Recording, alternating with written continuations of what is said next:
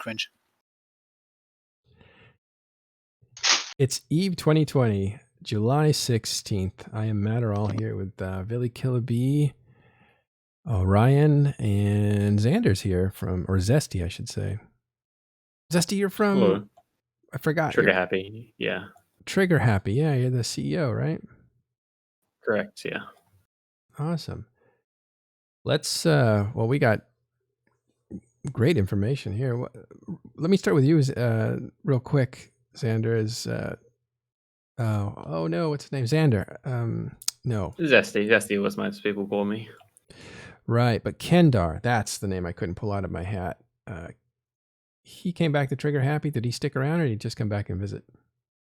Yeah, he's still here. He's doing stuff. He's not the most active, but he's around. He's helping with ops. Does his own thing once or twice a week. So, and what are you guys up to? I think he's also playing in Goons as well. He's doing both. Right now, we decided not to get involved in the war, so we're just continuing dabbling around Tribute. We've been fighting Frat up in Venal, taking like all the moons up there. That's really what we've been doing currently. Yeah, pretty fun. Had some good fights recently. Dunked some Frat Typhoons, some Capitals, and Frat Munin fleet too. So there's other things beside this war. There is. I think, it's not maybe the biggest thing going on in Eve right now. It's kind of taken away from our content a little bit with the people we can fight, but there's still a lot you can do without being involved in the war. And we don't really want to be involved in the 10% tie-dye crap. That's just not fun. That's why Trigger Happy was formed, to get away from that. So we're just enjoying ourselves here, having a bit of a small scale flight PvP. It's good to know there's still other things going on besides the war. But let's actually go back and talk about the war and get caught up on that, since a lot of people want to know like where we're at on a day-to-day basis. And we have Vily and Killah Bee here, which is awesome. Also, Orion's here. And we can talk to Dr. Spod later about Pravi, because Pravi seems to be crumbling pretty hard now. And I want to ask him questions and put him on the spot, but he's like not gonna tell me stuff. God damn it. Vily and Killah Bee and Orion, where's the war at now? What's happened yesterday? There's some big fights and looked like Init kind of sat the day out. Wasn't really any big fights yesterday, at least not in UTZ. But they did sort of sit the day out. Yeah, we did get to do pretty much whatever we wanted and found almost all of UTZ yesterday. We ended up reinforcing a bunch of iHubs. We killed 2 iHubs throughout the evening, and one in the D4K constellation, one in the one constellation further back. We killed a bunch of Athenors, which are whatever.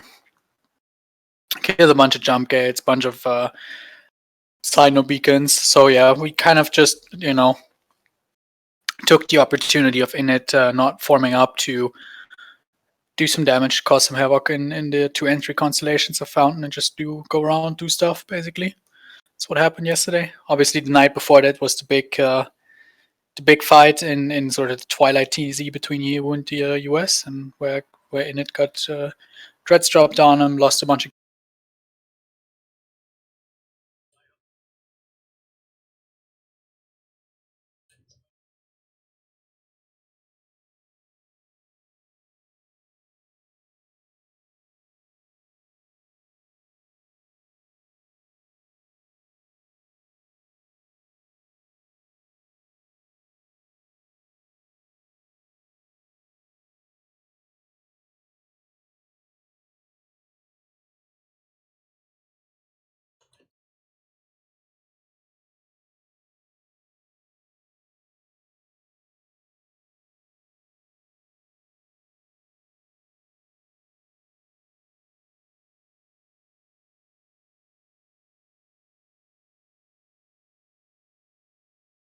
to get kills, basically.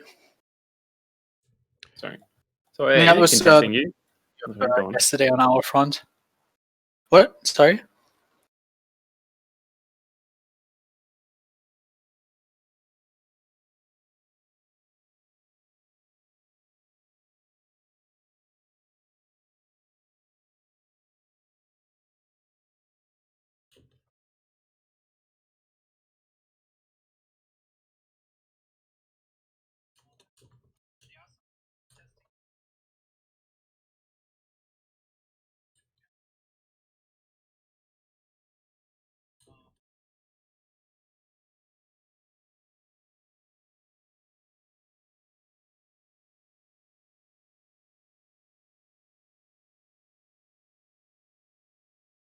used to sit in D4K, just hang out there and do some stuff. Now that's completely cleared out for the most part. Now it's just us for the most part. In D4K, really? Mm-hmm. Yeah, There's I mean, only they one still have the init in iHub there, right? Yeah, but There's something wrong with the audio. the system control of D4K is sort of shifted in the sense that it's mostly us camping that now. Stream audio's dropped. No, it should be back. I muted the wrong. Okay. Oh, sorry. So you guys probably heard me typing, but you didn't hear what Killah Bee was saying. How long? Everything? No, just the last part. Okay. Sorry about that. So yeah, it's all good. We're just saying that most of the stuff that is happening in D4K at the moment is that in the first couple of days we saw them camping there very much. FXR was playing around with NATOs or other stuff almost daily, and that's sort of stopped now, where we have control of D4K most of the day long. Obviously, if Init form a big alpha up in the evening and then jump in with 500 dudes and a bunch of caps, then they gain control over the system. But yeah, like the majority of the day, we control D4K now. Mhm. And then, we see how things develop. We usually let things happen very organically. We don't plan things out all that much. We just kind of go out and do stuff, and then we'll see what happens. Which just worked very well. When you're the default superior force, when you have more forces to draw on, you're able to access those forces more easily, right? So for initiative to overwhelm PanFam, they generally have to be in an organized situation, while PanFam is in an unorganized fashion, right? So if by default, PanFam is 800 and initiative is 400, for them to kind of bridge that gap, they have to organizationally, call an op and say, we're doing this, and draw on their forces harder to equalize those numbers. And by not forming casual ops, PanFam's not giving them a situation where it's like, well, PanFam's formed 1200, Initiative forms 900, and while then there's only a 300 number gap, Initiative also has the ability to use capitals only when they're organized so that they can equalize that gap a little bit more. So PanFam's just keeping it as unorganized as possible. They're focusing more on flash forms, and it's really opening the door because Initiative doesn't have a way to really compete with that. Let's see if we can get PanFam in. Yeah, Hedliner. How you doing, Hedliner? Hey. All the boys are coming in. Yeah. I'm just killing time before I have to go back on the phone for work. So. Well, that's good. Do it here. Tell us what's going on in this war. It's hard to be everywhere at all times. Well. What a step change in the case in the space of just a handful of days, huh? Okay, let's actually talk about that, because there's been a lot of actual confusion. I've talked to some people who don't know what's going on. Some people want updates. They're like, are things happening or not happening? And so the Battle of LTCA really opened things up. So what it did is it changed the dynamic where Initiative felt comfortable dropping capitals willy-nilly, or in a before LTCA, Initiative was comfortable dropping caps whenever they felt they were even moderately organized. And now Initiative has moved to a zone where they're only comfortable dropping capitals when they are hyper-organized, aka when they're in the middle of at least a beta operation.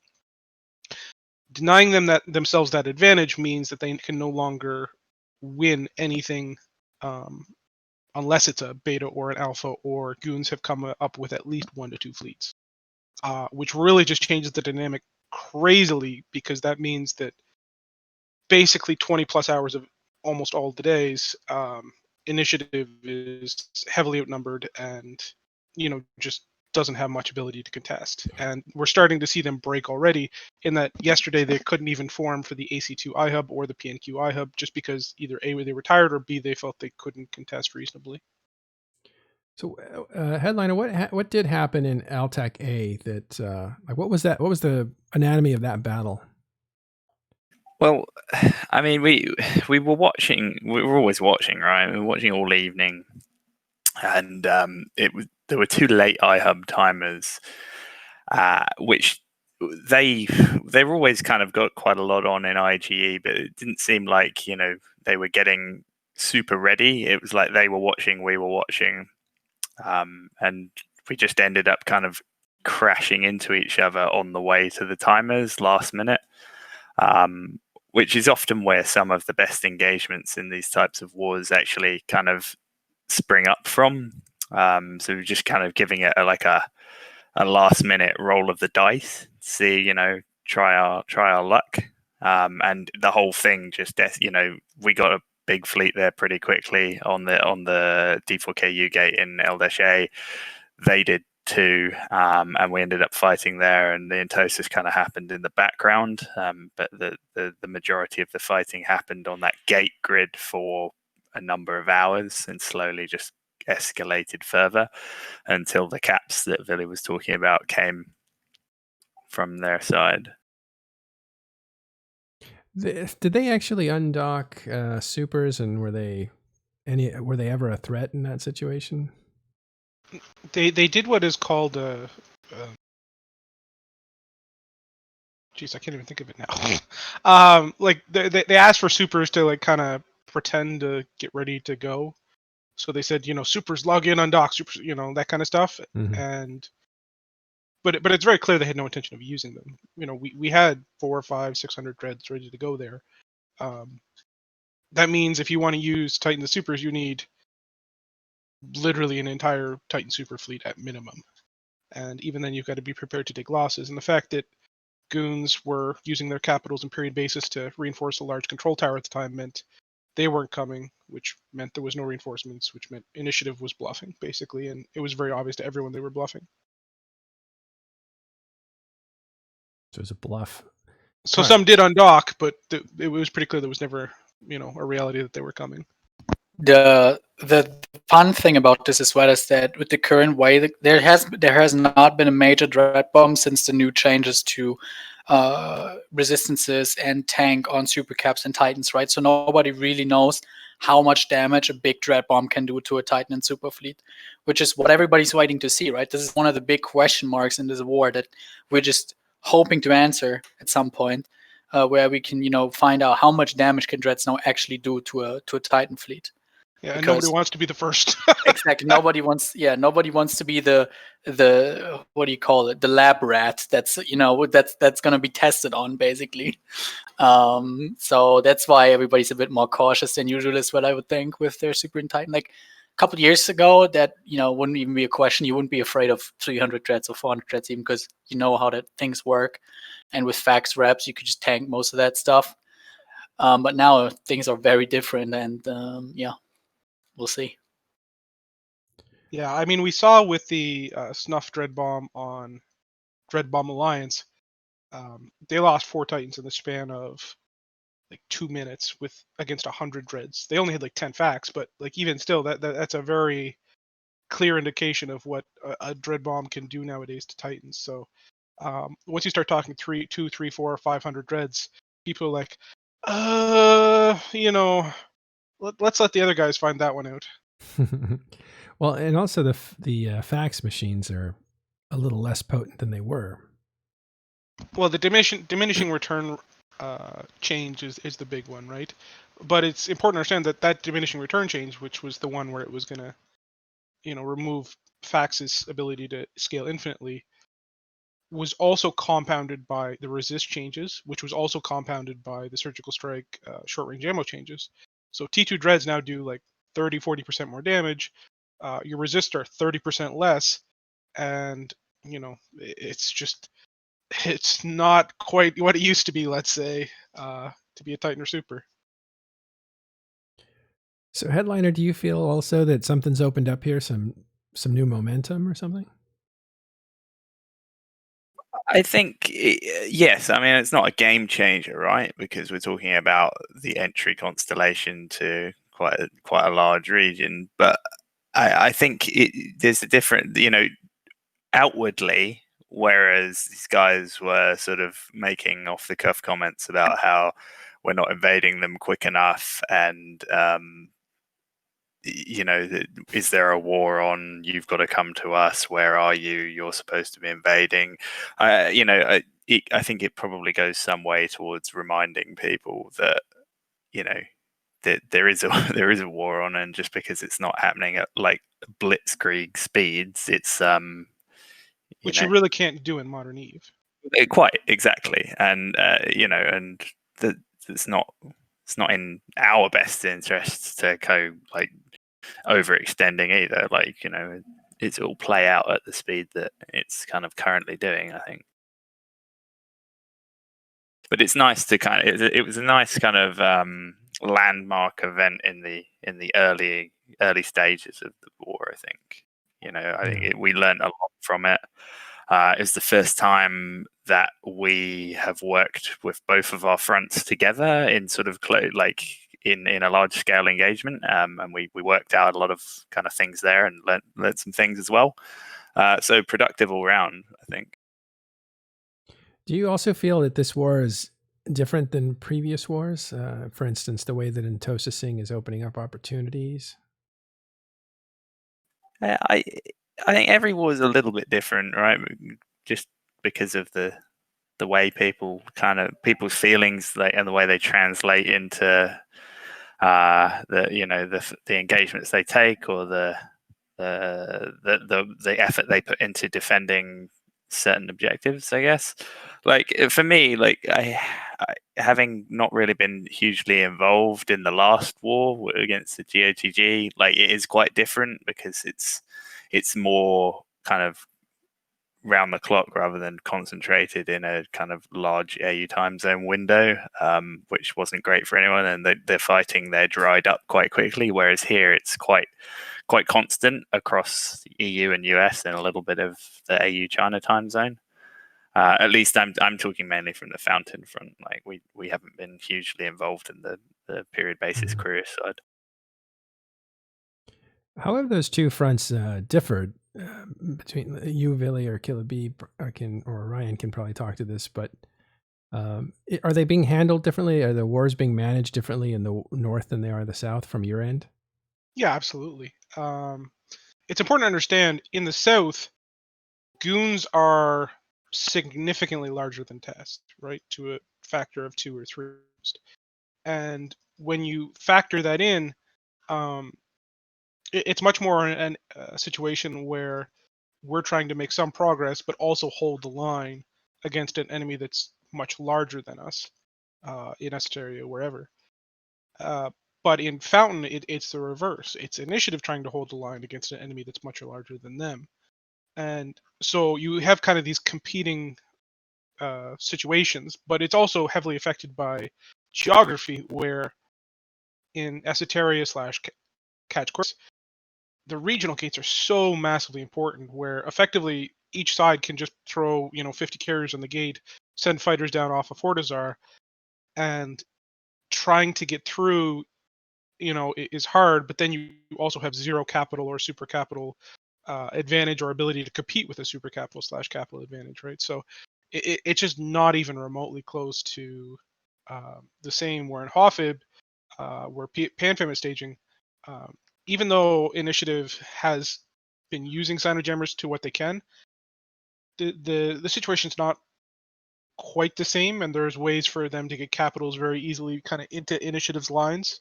And now that Test has moved a large dreadnought force there, they're looking at a situation where they can't necessarily compete in that theater without risking the biscuit kind of thing. Yeah, a devastating blow. Although you guys came out fighting hard that first day at TCAG, you guys did a surprise assault, which you ended up winning the ISK war on that, but you ended up losing the, whatever the objective goal was. Are you talking about when we attempted to reinforce the IHUB? Yeah, like the first day, second day kind of thing. Yeah. I mean, there's no objective there, right? It's just, when you attempt to go reinforce an IHUB, that's an ever-present objective. You don't really win an objective timer on those kind of situations. Right, but that was an ambitious assault, wasn't it? I don't know how big it was, but it was. Well, no, we've learned from the Fraternity Award that it's just continuous assault, right? Like, you always want your enemy to feel that they're under attack as much as possible, and you only do that by attacking them. So certainly it's ambitious, and it's unlikely that we'll be able to take the TCAG iHub anytime soon. But if you make the Michael Jordan thing, right? You miss 100% of the shots you don't take. we took some shots. We ended up winning the XZ timer in period basis, which was huge. And that's just the thing. Like we absolutely should not have won that timer. We should not have any iHub in period basis right now. But just due to taking shots, sooner or later, one of them gets in the hoop, and you're off to the races, kind of thing. Wasn't that Gretzky that said that? What's happened to that? To Jordan lately? What's happened to that system? Not much really. They've reinforced it a couple times. We actually went and saved it twice. So you still have it? We still have it. We should let's be clear. We shouldn't, and we're going to lose it at some point. There's no way we'll be able to hold it. So you're not piling into that. That would be the first. No. Like even if we held it for however long it would take to get like sign-up jumps and all that stuff, unless we have like Fortizars and shit in there, it just doesn't have a whole lot of value, right? So, and they're pretty effective. Like we've been dropping like troll control towers in the area, and they're like they like lose their shit, and they're like there's a cap fleet on them usually within like 10 minutes. Which actually is what we did during the LTCA fight. We dropped a large control tower, and rather than go to the LTCA fight, they responded their caps to a control tower on period basis. Control tower is. I haven't heard of a control tower. What is that? A POS? Oh, okay, yeah.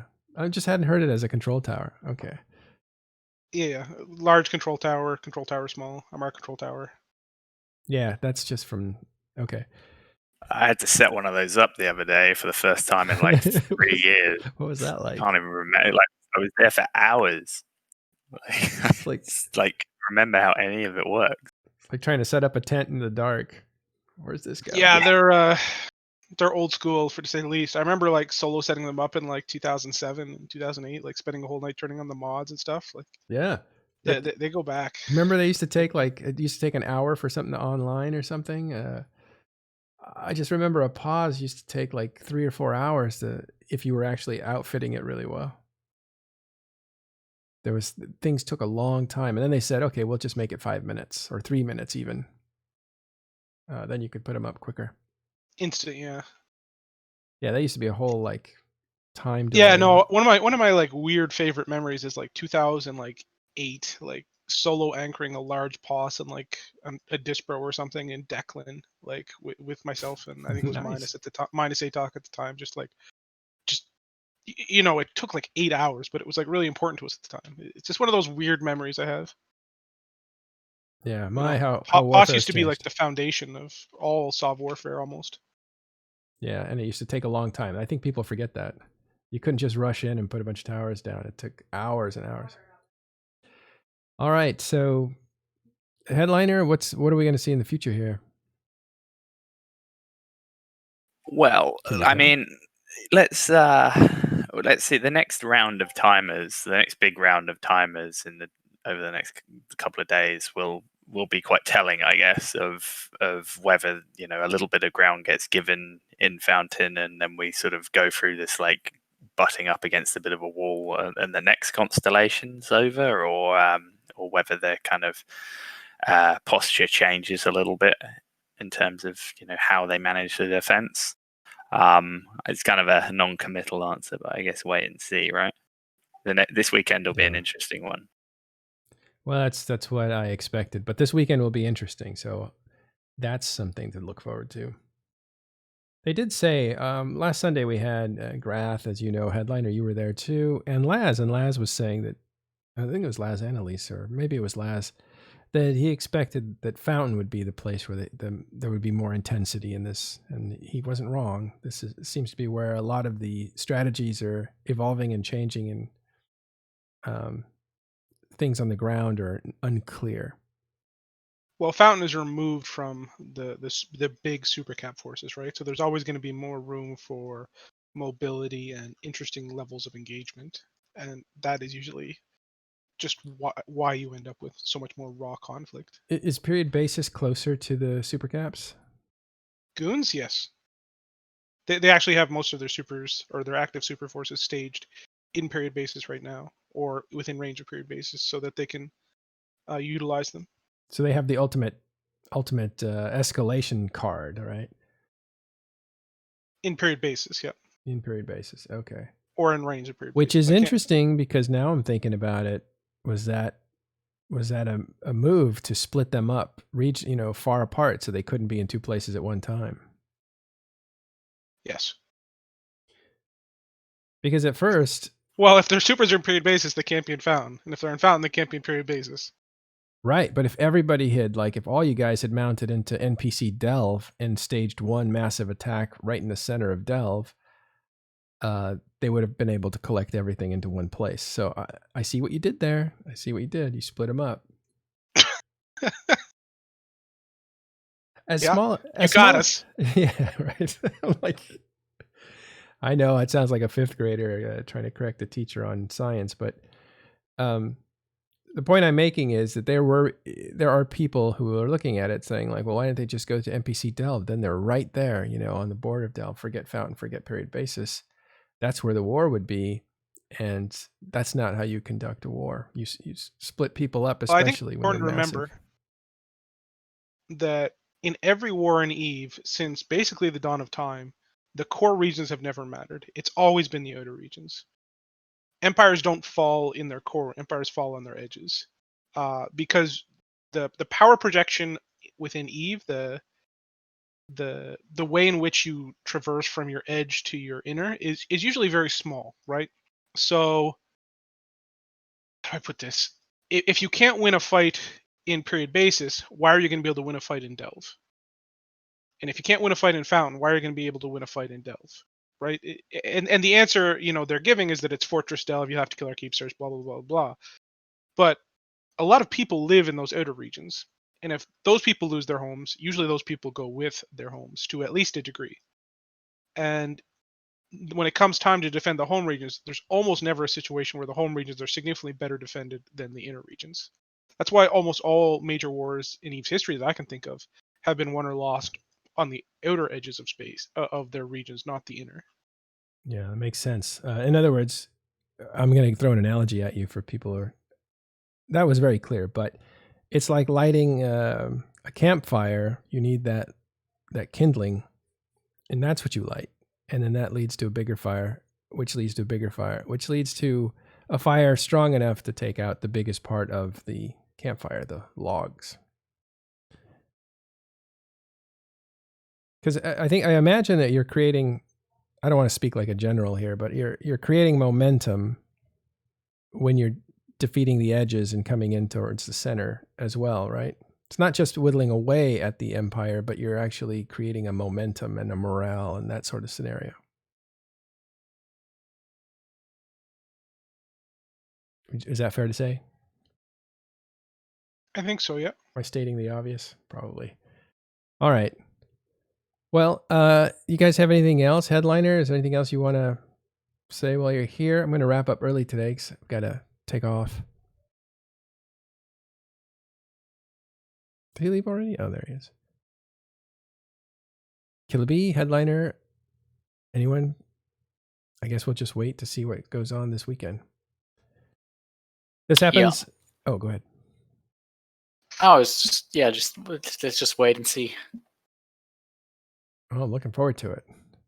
This happens with FCs when they're hanging around. They get called away often. I think it was Killah Bee was one of the few FCs that was moving a supercap fleet while he was on the show.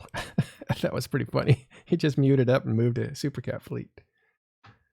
Yeah, I mean, you have a lot of time doing that, right? It's just taking signals and then waiting for 27 minutes now. I got a personal question for you three who've been around a long time and done a lot of things. Like, how can anybody be an FC, or does it really take balls of steel kind of thing?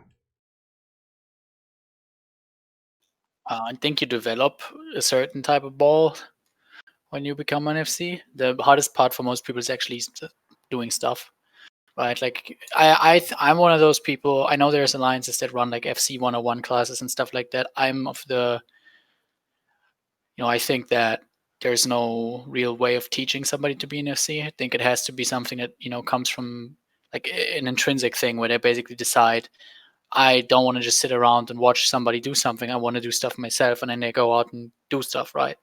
And once they actually took that first step, which I think is the hardest, of actually starting to do stuff, then you can work on them and you can teach them and you can train them and you can help them.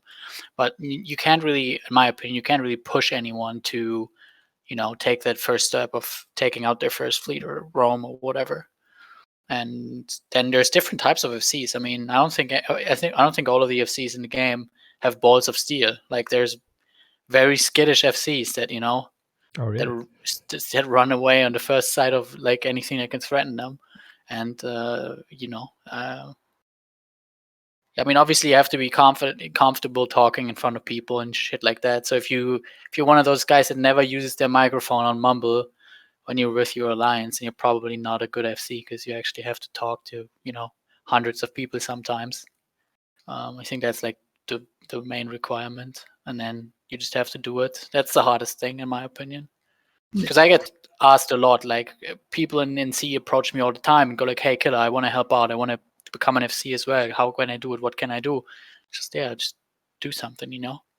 Ask me what you can help me with. Maybe if there's a big op and you want to help out, that's a good way to get started. Usually, then you can move a signer, you can be a scout, you could do stuff. Then you get to hang out in the command channel on Mumble. You get to listen to the FCs talk to each other, see what's going on. You can understand their mindset a little bit, and then you can develop and go from there. And then you can eventually take out your own fleet.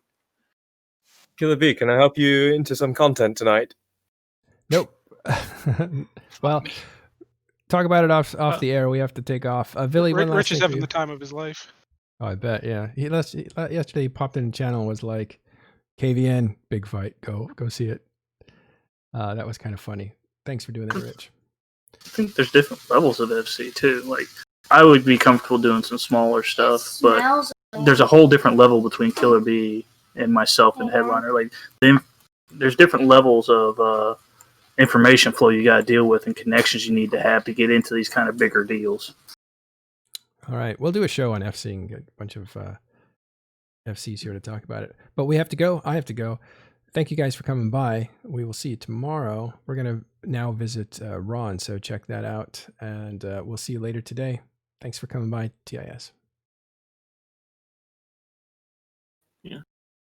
So I didn't really start. I'll just add in a little bit on FCing that I didn't really start FCing until about a year and a bit ago. And the hardest bit for me was just forming the fleet and doing stuff, like actually doing stuff. Because no one else is going to hold your hand to do it. If you want to learn, you have to do it yourself. No FC is going to really pick you out and say, hey, I'm going to turn you into an FC. It has to be of your own intuition and willpower together. Oh, thanks, Zesty. All right, with that, we're out. We will see you later on Targeting Stations. All right, now we're out.